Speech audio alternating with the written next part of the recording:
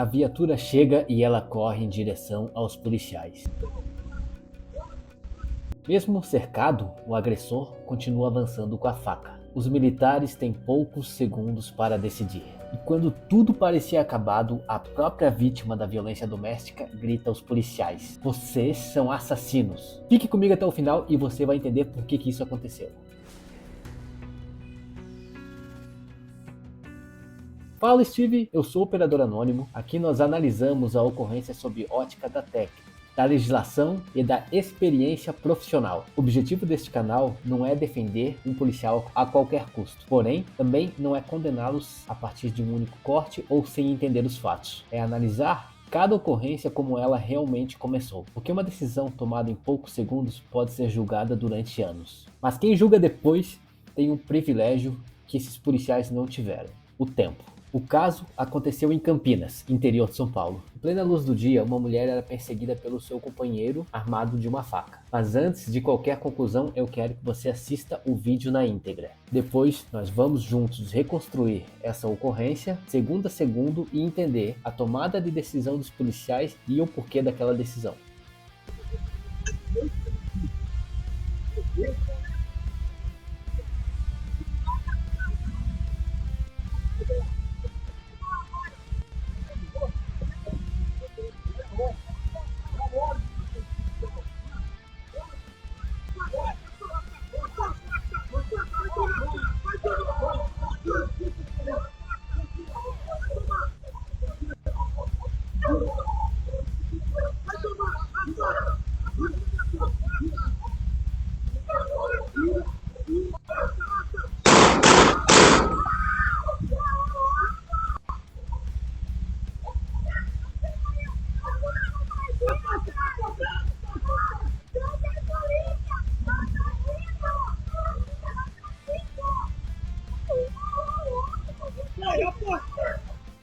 Mesmo com a chegada dos policiais, eles precisavam entender toda aquela cena em tempo real. A mulher correndo até eles pedindo ajuda, o suspeito com uma faca correndo em direção a ela, e mesmo sob a presença policial, ele continua avançando. Naquele momento ninguém sabia se ele queria intimidar, machucar ou matar. Os policiais sabiam apenas de uma coisa: a ameaça era real. Mas antes de continuarmos, eu quero saber a tua opinião. Antes mesmo da análise, você acha que dava para ter tido outro desfecho? Você acha que existiam outras alternativas aos policiais? Escreva nos comentários, mas faça um exercício. Finge que você estava naquele horário, apenas com aquelas pequenas informações momentâneas. O que você faria? Antes de discutir os disparos, a gente precisa entender qual era o fundamento jurídico naquela atuação policial. O artigo 25 do Código Penal é bem claro: legítima defesa. Entende-se como legítima defesa quem usa moderadamente dos meios necessários para repelir injusta agressão atual iminente a direito seu ou de outrem. Então perceba que a própria lei exige dois requisitos fundamentais: que exista uma agressão injusta e que sejam utilizados moderadamente os meios necessários para repelir essa agressão. E os dois estão presentes nesta ocorrência. A agressão era injusta porque não havia qualquer respaldo legal para um homem perseguir uma mulher armado com uma faca e em seguida avançar contra um policial. Já a moderação dos meios não significa escolher um meio menos lesivo, mas sim um meio suficientemente adequado para fazer cessar aquela ameaça. Então, diante de uma agressão potencialmente letal, a arma de fogo mostrou-se o único meio capaz de interromper aquela investida antes que alguém fosse atingido. Ou seja, perceba-se que pela lei existem os requisitos.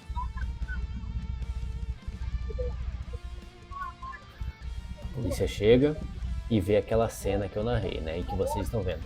O agressor está indo em direção a ela com a faca, troca a faca de mão e os policiais falam: larga a faca, larga a faca. Eles estão verbalizando, eles estão comunicando e ainda assim ele não larga a faca. Até que ele resolve dar alguns passos em direção ao motorista.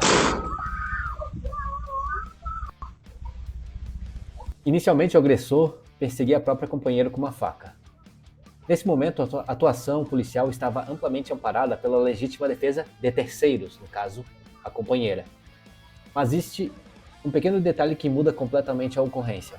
Quando a viatura chega e o agressor não foge, não abandona a faca, não interrompe a perseguição e, muito pelo contrário, ele muda sua linha de ação. Em vez de continuar avançando até a mulher, ele direciona sua investida em direção à viatura. A partir desse instante, a ocorrência deixa de envolver apenas a proteção da vítima e passa também a si, ao policial. A agressão direciona ao motorista, que era atual ou iminente, estava na iminência de acontecer pela proximidade e pelas características psicológicas do agressor. Então, neste caso, está completamente bem amparada a legítima defesa de terceiros e de si, no caso, o policial. Quando o agressor muda a direção da sua investida para o motorista que ainda está na viatura, a porta, a coluna do veículo, o volante, o banco e até o cinto de segurança limitam sua mobilidade. Na prática, ele se torna mais vulnerável do que alguém que já estivesse desembarcado e em posição de reação. Ou seja, em mais um vídeo do nosso canal a gente identifica um funil fatal. O interior da viatura é um túnel da morte ou um funil fatal. Veja que ele tem aquela área da viatura para realizar a agressão. O policial está bloqueado naquele centro direcional. Ele passou a ser o alvo direto da agressão. Mas isso não aconteceu por um erro policial ou por um erro de percepção. Enquanto a equipe chegava para atender essa ocorrência de violência doméstica, o policial, o patrulheiro, que é o policial da direita, ele consegue desembarcar. Mas o motorista, ele fica muito próximo ao agressor, que muda a direção e vai em direção à viatura. Ele fica estagnado entre a vítima e a viatura. Inclusive, a vítima vai para trás da viatura, tendo o agressor somente a viatura como foco. Em questão de segundos, o policial deixou de ser quem prestava socorro para ser a vítima potencial. Por fim, nem sempre é o policial que escolhe a posição em que ele vai lutar. Muitas vezes o agressor impõe essa condição a ele. Esse detalhe não passou despercebido por você?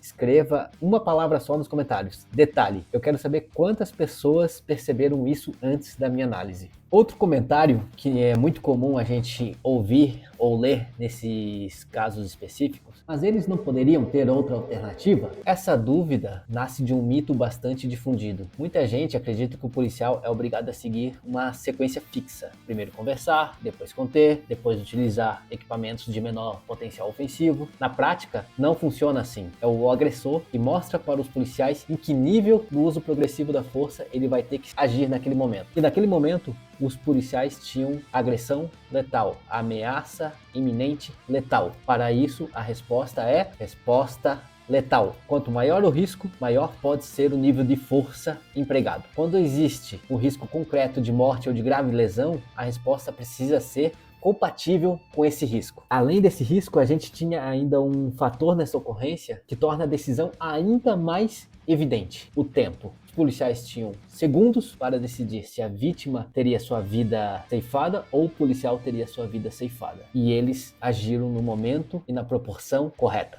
Mas antes de continuar, preciso explicar um conceito bastante conhecido no meio policial. Um conceito que eu já falei em um dos nossos vídeos, onde um autor em surto psicótico ataca um policial. A famosa regra de Tuller. A regra de Tuller, assim como eu falei no último vídeo, o sargento Dennis Tuller publicou na revista SWAT Magazine em 1983 que um agressor com faca consegue percorrer aproximadamente 7 metros em 1,5 segundos. No caso, em Campinas, olha a distância que o agressor está da viatura. Nesse momento, ele está, podemos dizer, uns 2 metros, e ele ainda, antes de ser alvejado, ele se aproxima, ele ainda se aproxima antes dos policiais agirem letalmente. Agora, ele começou nesse momento o avanço.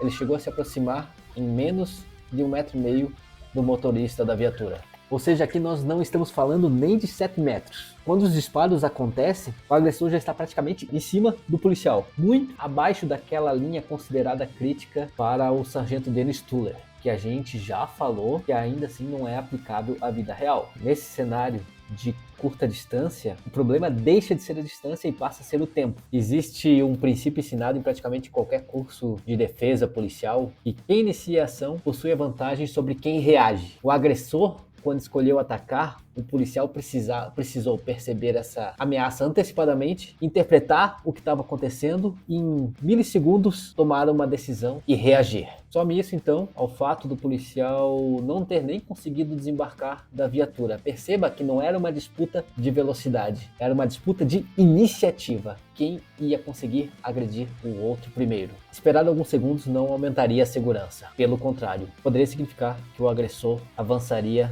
letalmente contra este policial. Se você já tinha ouvido falar de Dennis Tuller ou se assistiu o nosso vídeo que a gente falou sobre isso, escreva Tuller nos comentários. E já que a gente está falando sobre agressor com faca e resposta letal a este agressor, chegamos à pergunta ou à crítica que mais acontece à polícia nesses casos. Mas por que ele não atirou na perna? A ideia em si parece simples, mas ela ignora completamente como uma ocorrência na vida real acontece. O policial não é treinado para atirar em braços ou pernas, ele é treinado para interromper uma ameaça letal. E para isso, a técnica é simples e clara. Você deve atingir o alvo no centro da massa, na área onde tem maior volume. O objetivo não é escolher onde o agressor será atingido, é evitar que você ou a vítima seja atingido de forma letal.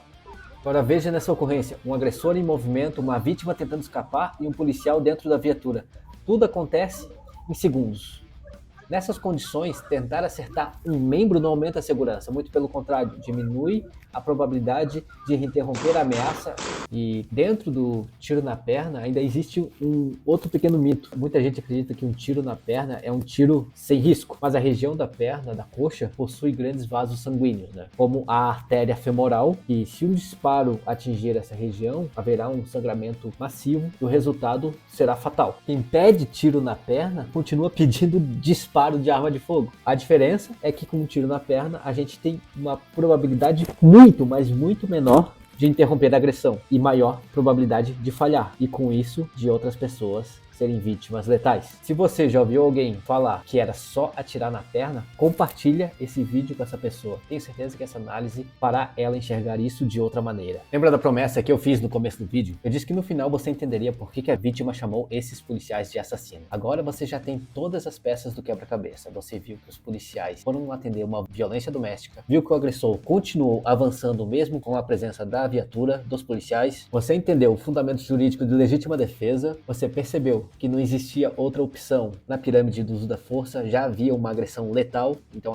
era a resposta letal. Você entendeu que existe um estudo que já falou que um agressor com faca leva 1,5 segundos para percorrer 7 metros e a distância do nosso agressor era muito, mas muito menor. Você também já aprendeu nesse vídeo que não existe tiro na perna ou uma solução mágica, e você, por fim, entendeu que não existe um número mínimo de disparo para conter um agressor potencialmente letal. Agora eu vou te responder a pergunta mais difícil: por que ela chamou os policiais de assassino?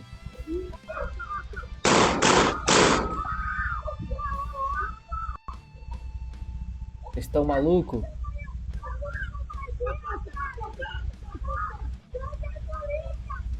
Vocês são polícias, assassinos, assassinos.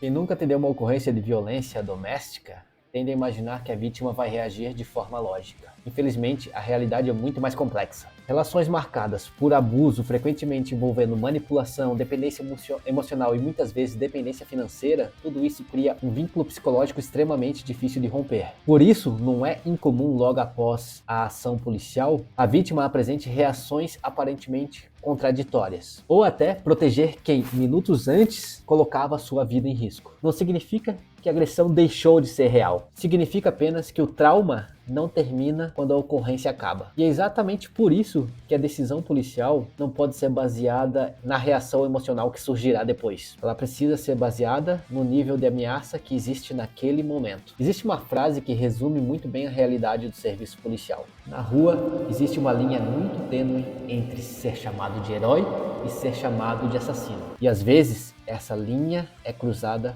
pela mesma pessoa. E o policial não pode decidir com base nas emoções que surgirão depois. Ele decide com base naquilo que ele enxerga naquele instante. Naquele momento, aqueles policiais viram uma mulher fugindo e pedindo socorro. E viram um homem armado com faca correndo atrás dela. Em seguida, viram um policial sendo alvo de uma possível investida, e eles têm apenas alguns segundos para impedir que a história seja contada de uma maneira ainda mais trágica. Naquele dia, aqueles policiais não tinham uma bola de cristal para saber como aquela ocorrência terminaria. Eles tiveram apenas alguns segundos para evitar o pior. Uma reflexão que fica é: sempre que você assistir um vídeo de uma ocorrência policial, faça uma pergunta antes de formar a sua opinião. O que o policial sabia naquele momento e não o que você sabe depois do desfecho, o famoso engenheiro de obra pronta. Porque é exatamente isso a diferença entre julgar uma ocorrência e compreendê-la. No fim, essa história não é sobre um homem baleado, é sobre uma mulher que não entrou para a estatística de feminicídio. Se você chegou até aqui, comenta no vídeo a palavra técnica. Assim eu sei que você assistiu até o final e eu consigo trazer mais análises como essa. Se esse vídeo mudou sua opinião de alguma forma, deixe seu like e compartilhe. Isso mostra para o YouTube que vale a pena recomendar um conteúdo mais técnico para as pessoas. Porque na vida policial, a gente não tem o privilégio do replay. Nós analisamos e tomamos a decisão com base num curto intervalo de tempo. E como nem tudo na vida é sobre ocorrência e confronto, o nosso próximo vídeo é sobre um salvamento espetacular que a Polícia de São Paulo realizou. Eu sou o Operador Anônimo, QAP, QRV. Continue!